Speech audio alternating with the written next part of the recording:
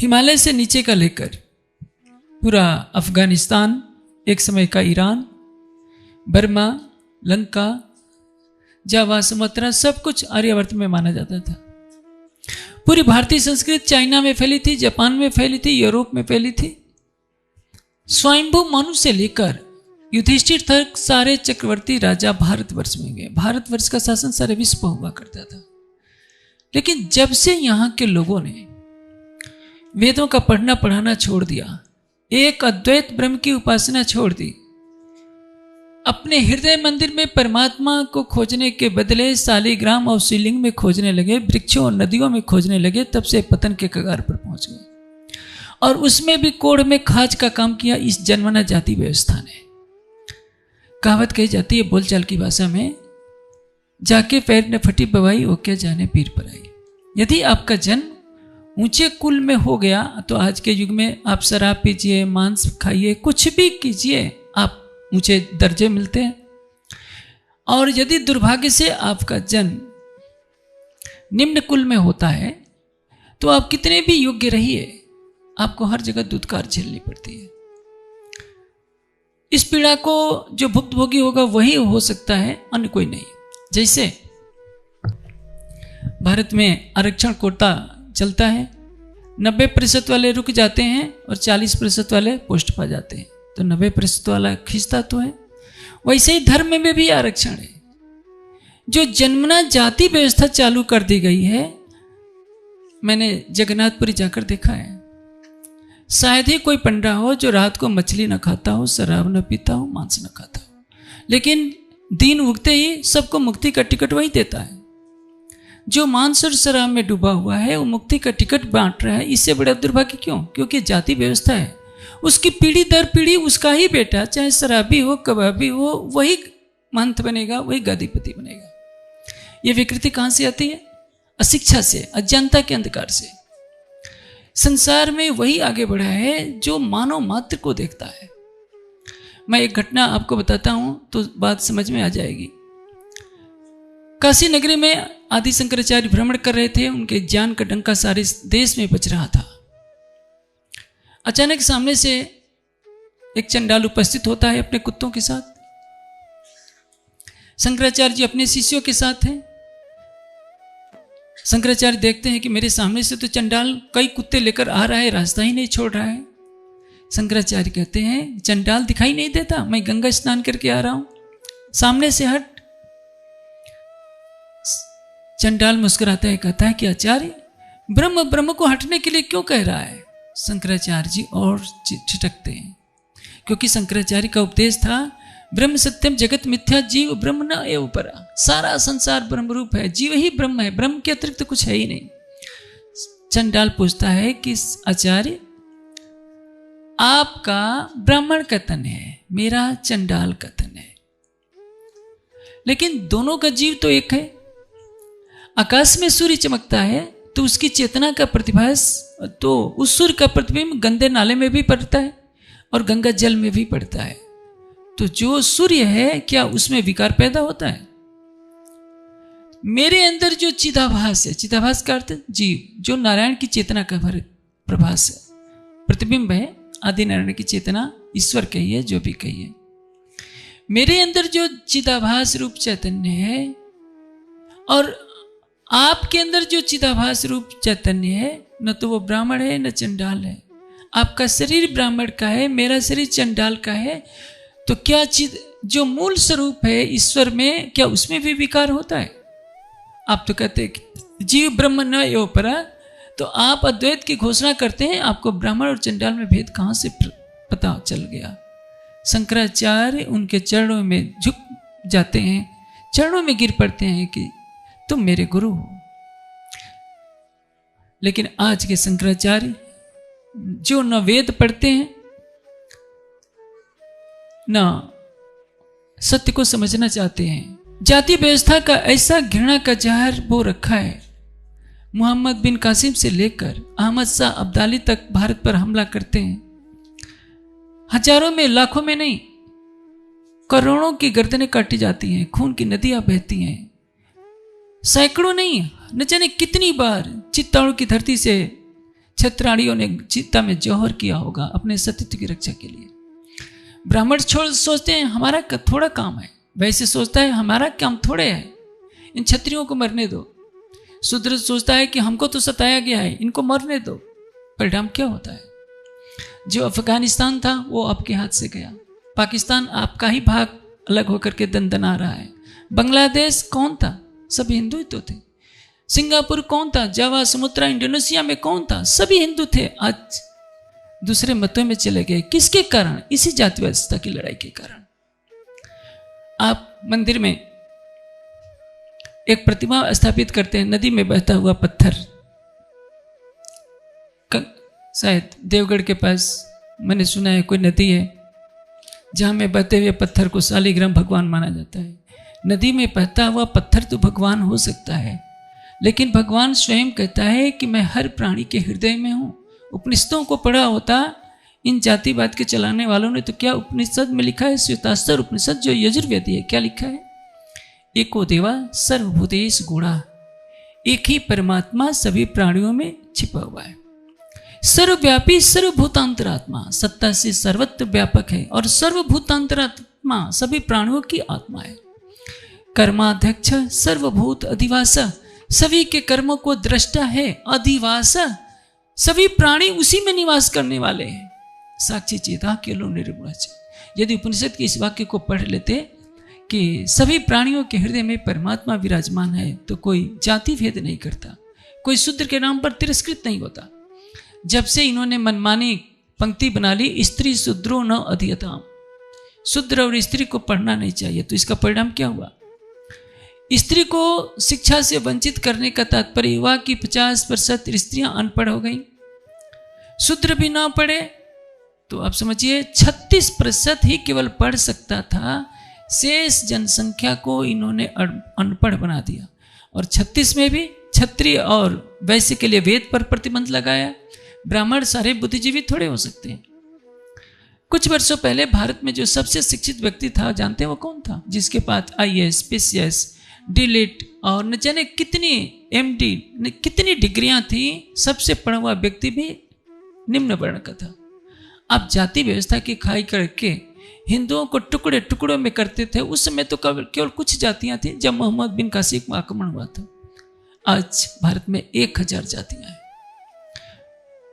कैसा हिंदू समाज है जो अपने वेद को पढ़ना नहीं चाहता, उपनिषद को पढ़ना नहीं चाहता, गीता को पढ़ना नहीं चाहता, ये देखना नहीं चाहता कि उसमें लिखा क्या है।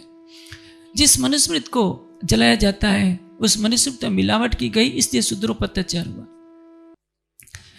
चारों वेदों में कहीं भी ऐसा नहीं है कि शूद्र निम्न वर्ण का है। उसमें तो एक एक वर्ण को प्रणाम किया गया है। चर्मकाराय नमः, उसको भी सम्मानित किया गया है, उसको भी प्रणाम किया गया है। ये जो निषादेभ्यो नमः, जो नाव चलाने वाले हैं उनको भी नमस्कार है, प्रणाम है। हर पेशा करने वाले को प्रणाम किया गया है। कोई भी कार्य अपने जीविका उपार्जन के लिए कर सकता है, लेकिन उसका वर्ण निम्न नहीं हो सकता। चातुर्वर्ण्य मया शिष्टम गुण कर्म विभाग सा। योगेश्वर श्री कृष्ण ने क्या कहा है कि चारों वर्ण गुण और कर्म के आधार पर बनाए गए हैं। लेकिन श्री कृष्ण की मूर्ति की पूजा करने वाले, श्री कृष्ण के चित्र की पूजा करने वाले, चाहे ये तथाकथित मंडलेश्वर हो, शंकराचार्य कहते हैं नहीं, जन्म से ही ब्राह्मण होता है, जन्म से ही शूद्र होता है। हमारी संस्कृत तो कहती है जन्मना जायते शूद्र संस्कारा द्विज उत्ते। जन्म से सभी शूद्र पैदा होते हैं, संस्कारों से द्विज बनता है। द्विज का अर्थ जिसका दोबारा जन्म हुआ हो। यदि कोई व्यक्ति ब्राह्मण के घर पैदा होता है, जन्मना ब्राह्मण के घर, उसको संस्कार नहीं मिलता है, उसने वेद आंखों से देखा नहीं, गायत्री मंत्र भी याद नहीं, श्रद्धा नहीं, इंद्रियों का समन नहीं, वह मांस खाता है, शराब पीता है, दुराचार करता है, फिर भी वो ब्राह्मण कैसे कहला सकता है? फिर तो रावण को भी ऋषिराज कहना चाहिए। हर जगह राक्षस इंद्र क्यों कहा जाता है? आप इतिहास के पन्ने को पलट करके देखिए, ऋग्वेद का सबसे पहला ब्राह्मण ग्रंथ लिखने वाला कौन है? ऐत्रेय ऋषि। जानते हैं? वो शूद्र थे। विदुर जी क्या थे? शूद्र थे। व्यास जी क्या थे? किसकी संतान थे? सत्यवती सुता, महाभारत में भी लिखा है।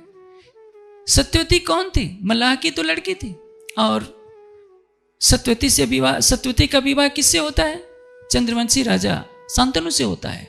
उनके पुत्र जो होते हैं, जिनके कौरव और पांडव उत्पन्न होते हैं, उस समय कर्म के आधार पर वर्ण व्यवस्था होती थी, जन्म के आधार पर कोई भी वर्ण व्यवस्था नहीं होती थी।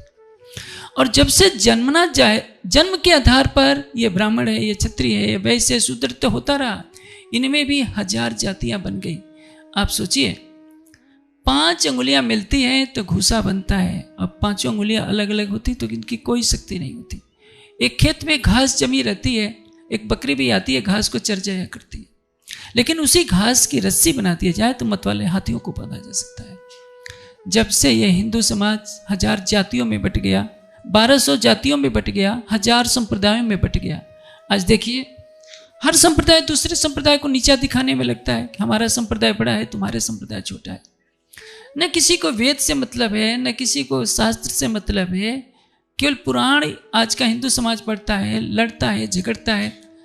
जो परमात्मा सभी प्राणियों में प्राण देता है, जीवन देता है, आज उसी की प्राण प्रतिष्ठा कराई जाती है। जिन मंत्रों को बोलने से मूर्ति में प्राण आ जाता है, उन्हीं मंत्रों को बोलने से मरे हुए को जिंदा क्यों नहीं कर लिया जाता? जो सबको भोजन देता है उसी को लोग खिलाने बैठते हैं। तुम्हारी ज्योत से रोशन है सूरज चांद और तारे, मां अंधेर है तुमको यदि दीपक दिखाऊं। जो सबको मुक्ति देने वाला है उसी को बंद कर देते हैं। शंकर जी भी बंद हैं, हनुमान जी भी बंद है, गणेश जी भी बंद है। और बंद कौन कर रहा है? एक अदना सा आदमी। ये पद्धति तो चल गई है।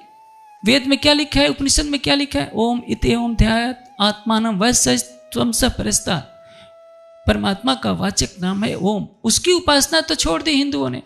शालिग्राम और शिवलिंग की पूजा होती है। अब बताइए, कामाख्या के मंदिर में सती माता के जिस अंग की पूजा होती है, जानते हैं क्या वेद सम्मत है? वह जहां भैंसे कटते हैं, खून की नाली बहती है, क्या वो वेद में लिखा है कि भैंसे को, बकरों को, कबूतरों को लाला करके काटा करो? वेद के किस मंत्र में लिखा है? वेदांत में कहाँ लिखा है? गीता में कहाँ लिखा है? लेकिन कोई भी शंकराचार्य, कोई भी मंडलेश्वर उसके विरुद्ध बोलने का साहस नहीं कर सकता। क्यों? क्योंकि उनने खुद भी वेद का अध्ययन नहीं है, और जनता को इसीलिए वेद के अध्ययन से विमुख किया कि जनता सत्य को नहीं जान सके। और जाति और संप्रदायों की लड़ाई में 1000 वर्षों से ये भारत पददलित हो रहा है। भारत माता चित्कार करके आंसू बहा रही है। लेकिन इन धर्म ध्वजियों को, जो धर्म की ध्वजा लेकर के आगे चलते हैं कि हम ही धर्म के नियंत्रक हैं, जिनको धर्म की परिभाषा भी नहीं मालूम, जिन्होंने आंखों से चारों वेदों को देखा नहीं होता, जिनको वेद का पहला मंत्र तक याद नहीं होता, वेद में कितने मंत्र हैं ये भी नहीं पता होता, वही कहते हैं कि हम धर्म के वाहक हैं, हम जो कहेंगे वही होना चाहिए। जिस देश में शिक्षा हट जाती है उस देश को विनाश से कोई नहीं मिटा सकता। आज यूरोप में जाकर देखिए, यूरोप के कुछ देश दुनिया में सबसे अधिक धनवान है, और वहां क्या है? 98-99%, कहीं कहीं 100% तक साक्षरता है। भारत तो अभी बहुत पीछे है। हम किसी को पढ़ने ही नहीं देंगे, केवल 36% जनता पढ़ेगी और शेष अनपढ़ रह जाए तो क्या होगा? विनाश नहीं होगा तो क्या होगा? ये देखिए, महमूद गजनवी सोमनाथ के मंदिर पर आक्रमण करता है। 50,000 हिंदू बिलखते बिलखते जाते हैं और महमूद गजनवी के सैनिक तलवारों से काटते जाते हैं। देश पौरुष से रहित हो गया, शिक्षा से रहित हो गया। परिणाम क्या हो गया? स्वाभिमान तो छोड़ दिया, अभिमानी बन गया। जातियों की लड़ाई ने, जिसमें एक जाति दूसरों को नीचा दिखाने में अपना गौरव समझती है। बिहारी जी ने जो कहा था कि एक तो नीच जाति को सुनाइयो नहीं तारतम, आज भी वही चल रहा है कि छोटी जाति को तारतम न दो, उसको मंदिर में न घुसने दो। तुम्हारा परमात्मा यदि छोटी जाति वाले के घुसने से अशुद्ध हो जाता है तो वो परमात्मा ही नहीं है। कभी किसी ने साबुन में मैल लगते हुए देखा है? साबुन तो दूसरों को शुद्ध करने के लिए है। यदि परमात्मा ही छोटी जात से दूर रहता है तो मेरी दृष्टि में वो परमात्मा नहीं, वो पत्थर की एक मूर्ति है। तुलसी और शालिग्राम का विवाह ये हिंदू समाज कराता है। एक पौधा है, एक पत्थर है, और क्या है? उसका विवाह में लाखों खर्च होता है। और यदि दलित समाज का कोई दूल्हा सामने से आ रहा है तो कहते हैं कि घोड़ी से उतरो, नहीं तो हम तुम्हें मारेंगे। उसके हाथ का छुआ नहीं खा सकते। देखिए भगवान श्री कृष्ण क्या आचरण करते हैं। समाज वही आगे बढ़ता है जो दलितों को गले लगाता है। दलितों को दुत्कारने वाला स्वयं पददलित हो जाता है इतिहास के पन्नों से। योगेश्वर श्री कृष्ण विदुर के घर का साग करते हैं, खाते हैं, दुर्योधन का मेवा ठुकराते हैं। और जानते हैं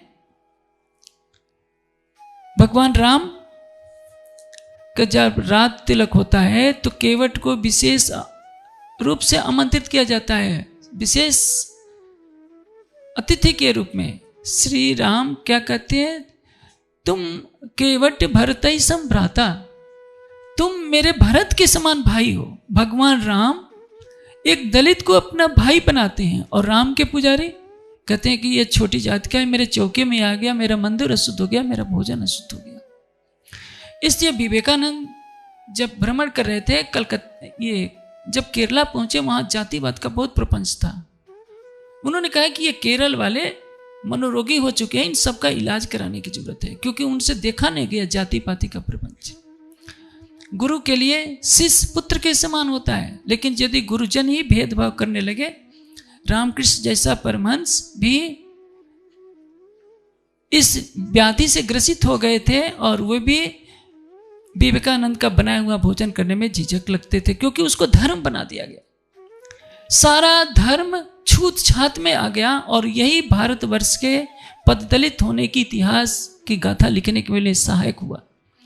जिस देश में सभी मिल करके रहते, मैं संक्षेप में व्याख्या कर देता हूं, मेरे पास समय का अभाव है।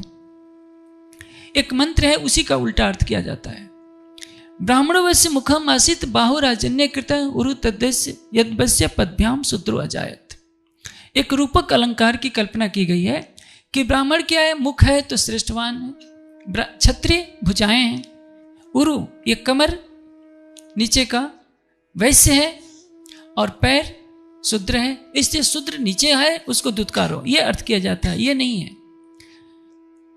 पैर किसी का काट दीजिए तो क्या होगा, ब्राह्मण महाराज को खाना कौन देगा, क्षत्रिय महाराज वहीं पड़े रहेंगे और वैश्य महाराज भी वहीं रहेंगे। याद रखिए, जो समाज शूद्र का तिरस्कार करता है वही तिरस्करणीय हो जाता है, और भारतवर्ष के साथ ऐसे ही हुआ। जिन चरणों से शूद्र की उत्पत्ति होती है उन्हीं चरणों से गंगा भी निकलती है। तो पौराणिक तो मानते हैं कि भगवान के चरणों से शूद्र उत्पन्न हुए, तो भगवान के चरणों से गंगा निकलती है, तो गंगा का चरणामृत लेकर तो तुम पवित्र हो जाते हो। कहते हो कि गंगा में स्नान करने से मोक्ष मिल जाता है, तो शूद्र से घृणा क्यों करते हो भाई। माता भूमि पुत्रो अहम पृथिव्या, धरती माता है और मैं उसका पुत्र हूं, ये अथर्ववेद में कहा गया है। पृथ्वी की महानता क्या है, जो पृथ्वी में हमें अन्न वस्त्र देती है, उसी पृथ्वी पर मनुष्य मलमूत्र कर त्याग करता है, यही तो उसकी महानता है। यदि आप अपने ही बंधु बांधवों को अलग करेंगे तो इसका परिणाम क्या हुआ। रावण ने अपने बांधव विभीषण को दुत्कारा, परिणाम क्या हुआ, सारी लंका का विनाश हो गया। यदि शूद्र और नारी का तिरस्कार नहीं होता तो भारतवर्ष कभी भी पराधीन नहीं होता। मोहम्मद बिन कासिम कोई बड़ी सेना लेकर के नहीं आया था। महमूद गजनवी और गोरी जितनी सेना लेकर आते थे, भारतवर्ष इतना बड़ा था, 25 करोड़ से ज्यादा जनसंख्या थे उस समय भी, लेकिन यह देश हारता रहा, गुलाम होता रहा। एक जाति के बटे हुए सोचते थे कि हमें क्या लेने देना, हमें क्या देना है।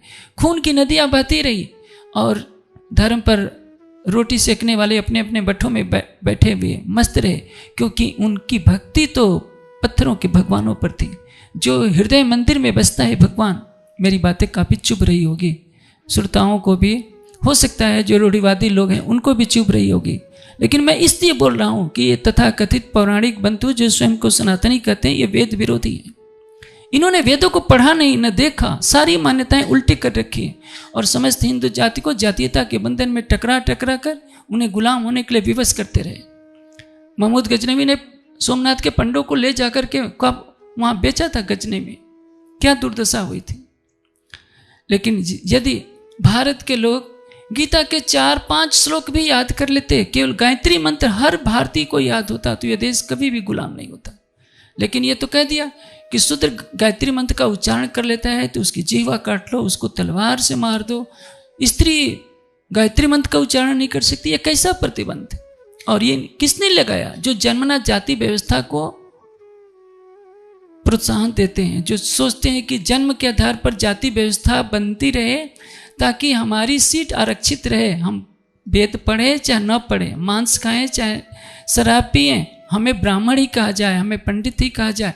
महाभारत में यक्ष और युधिष्ठिर का संवाद है। युधिष्ठिर से पूछता है यक्ष, बताओ ब्राह्मण कैसे बना जाता है?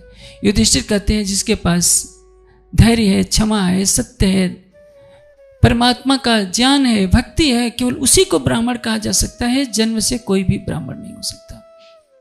ये जो मंदिरों में छूत छात की प्रक्रिया चलती रहती है, यह राष्ट्र के लिए घातक है, धर्म के लिए घातक है। वेद ने क्या कहा है? संगजतम संबद्धतम सम्मो मनांस जानताम।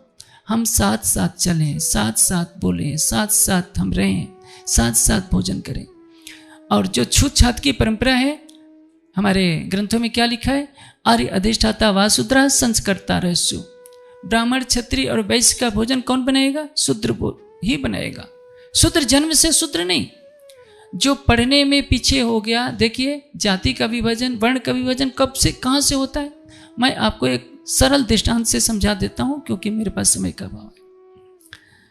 एक पिता के 4 बच्चे हैं, एक को इंजीनियरिंग पसंद है तो इंजीनियर कहलाता है, एक को चिकित्सा कार्य पसंद है तो डॉक्टरी करता है और डॉक्टर बन जाता है, और एक को लेक्चर देना अच्छा लगता है तो लेक्चरर बन जाता है इतिहास का।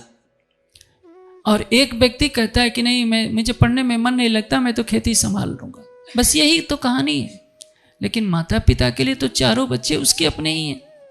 एक डॉक्टर बन गया, एक इंजीनियर बन गया और एक लेक्चरर बन गया। उसी तरह से जिसमें ज्ञान है, भक्ति है, सिर में क्या है? ज्ञान है, एक ज्ञान का प्रतीक है।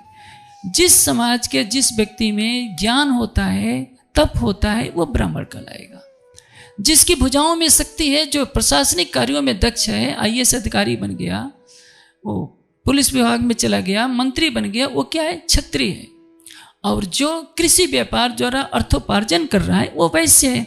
और पढ़ने में जो पीछे रह गया, एक नियम बनाया जाता था प्राचीन काल में कि 8 वर्ष की उम्र में गुरुकुल में जाना ही है। 25 वर्ष तक प्रतीक्षा की जाती थी। उस समय तक नहीं आता था तो उसको बहिष्कृत करके कहा जाता है कि ये कम बुद्धि का है, ये शूद्र हो गया और अब इसको सेवा कार्यों में लगाया जाए। जो तपसा शूद्रम, जो कठोर कार्यों को करे वो शूद्र है, लेकिन शूद्र को कहीं तिरस्कृत नहीं माना गया।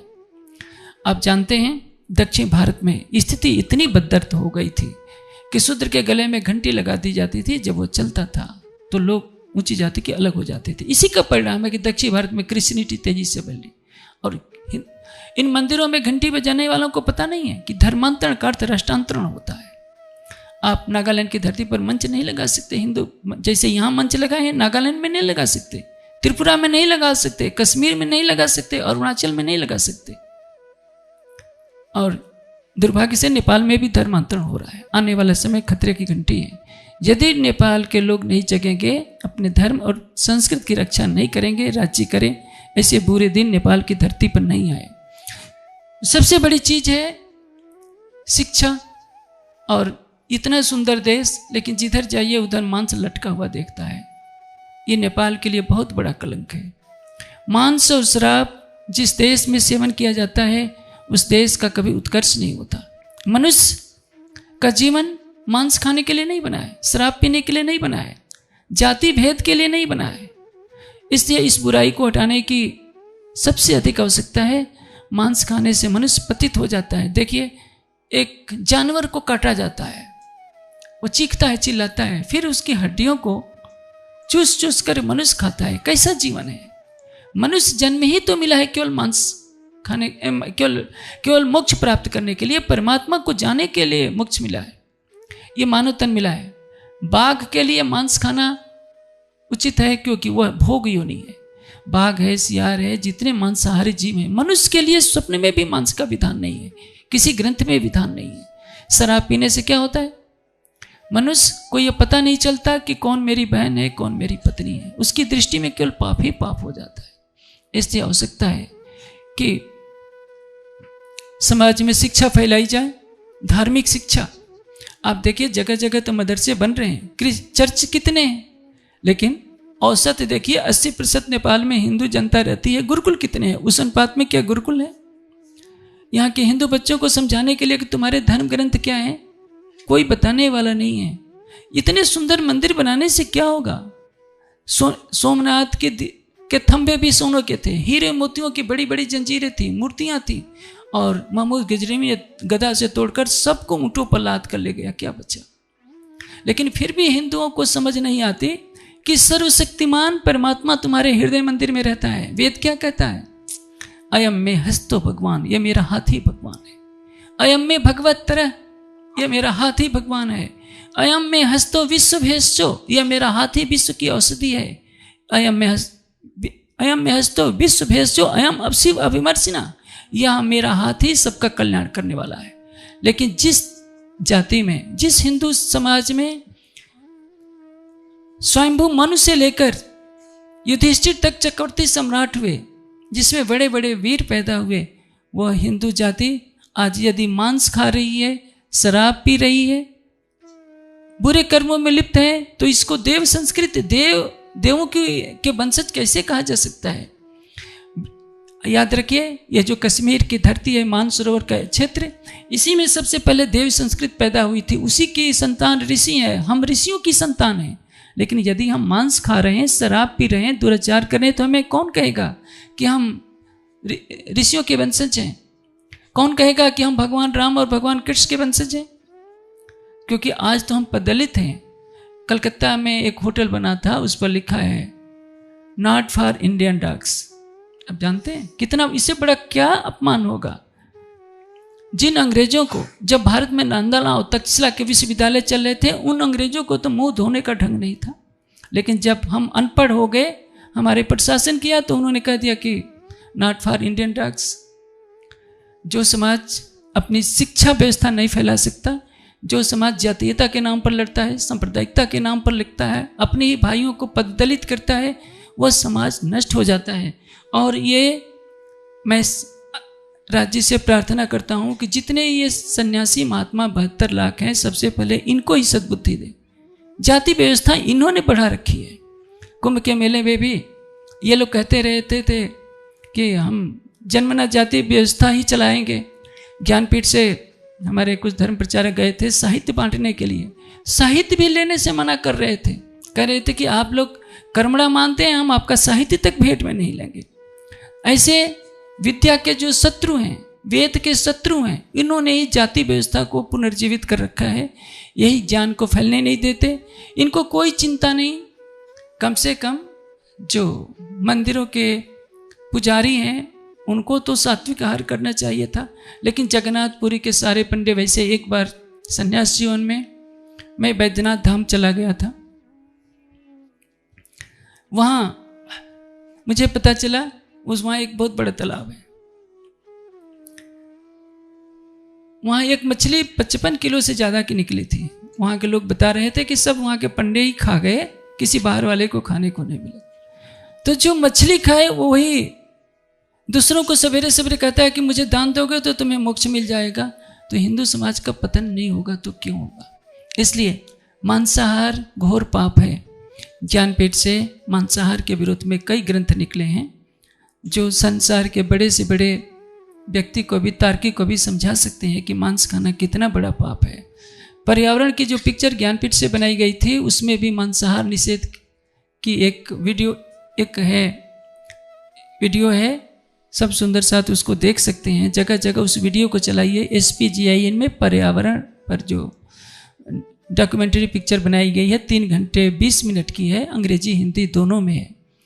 मेरे कहने का आशय यही है कि जितना संभव हो सके इस नेपाल की धरती से, भारत की धरती से मांसाहार मिट जाए, शराब मिट जाए, जाति व्यवस्था मिटानी बहुत जरूरी है। सबके अंदर एक ही चेतना है, तो कौन ब्राह्मण, कौन क्षत्रिय, कौन वैश्य, कौन शूद्र, ये कर्म से होते हैं। बिहारी जी के सिद्धांत को लागू करने की आवश्यकता नहीं है। श्री जी ने जो सिद्धांत प्रतिपादित किया है कि परम धाम के दृष्टि में सभी बराबर हैं, ब्रह्मात्माएं चारों वर्णों में उतरी है। श्री जी के साथ 5000 की जमात आई, सभी वर्गों के लोग थे। श्री जी ने कहा कि देखो, जो ब्रह्म को जानता है वो ब्राह्मण है, तुम परम धाम से आए हो, इससे तुम धामी हो, परम धाम से आने वाला धामी है। उसकी न ब्राह्मण जाति है, न क्षत्रिय है, न वैश्य है, न शूद्र है, वो सबसे परे है। इसलिए आत्म तत्व का जो ज्ञाता होता है वो जानता है कि न शरीर हूं, नहीं मैं इंद्रिय नहीं हूं, अंतःकरण नहीं हूं, पंचकोश नहीं हूं, मैं तो शुद्धवश बुद्धवश निरंजनवश संसार माया परिवर्तितवश। जिस देश में अद्वैत का ज्ञान दिया गया उस देश में दुर्भाग्य से यदि पत्थर पूजा होती है, जड़ की पूजा होती है, तो यही लोग जाति व्यवस्था को प्रोत्साहित करते हैं, सारे देश को लड़ाते हैं और 1000 साल तक यदि 1000 वर्षों तक ये देश शक्तियाँ भरता रहता है, कोई इसको मुक्त कराने नहीं आता। आवश्यकता ये कि ज्ञान की ज्योति को जलाइए। प्राणनाथ जी की वाणी, आत्म सौनी एक दीजिए जुदवी से जी से दे, इस कथन को चरितार्थ करें। हर मानव को मानव समझिए। वेद ने मनुर्भव का उपदेश दिया है कि हर प्राणी को मनुष्य की दृष्टि से देखे। और मनुस्मृति में चाहे दूसरे में धर्म ग्रंथों में मिलावट करके जाति व्यवस्था की खाई को जो बढ़ाया गया है वो नहीं मान्य होनी चाहिए। हम बहुत पीड़ा झेल चुके हैं। हम भारतवासी ने न जाने उन दिनों को देखा है जब मुगल आते थे, पठान आते थे, तुर्क आते थे, लूटते हुए आते थे, पंजाब के उधर खैबर के दर्रे से आते थे, घुसते थे और पूरे देश को खून की नदियों से लाल करते थे। हमारी गंगा ने न जाने कितनी बार रक्त के स्रोतों को अपने में मिलाया होगा। उस पीड़ा को भी जो बड़े बड़े मठाधीश हैं, मंडलेश्वर है, कब से को अनुभूत तो करें इस देश की पीड़ा को कि जन्मना जाति व्यवस्था से, जड़ पूजा से, पौराणिकता से, सांप्रदायिकता से देश को कितनी क्षति हुई है। यदि उसको अनुभूत नहीं कर सकते हैं तो मैं समझता हूँ आने वाला समय बहुत भयावह होगा और आने वाली पीढ़ियाँ धर्म के तथाकथित अग्रगण्य जनों को कभी भी क्षमा करने के लिए तैयार नहीं होगी। ये भी नहीं क्षमा करेंगे और परमात्मा से भी उनके लिए कोई क्षमा शब्द नहीं है। मैं नेपाल के सभी लोगों से प्रार्थना करूंगा, इतने सुंदर देश को सुंदर ही रहने दें, मांस और शराब से इसको घृणित न बनाएं, यही सबके लिए अच्छा होगा।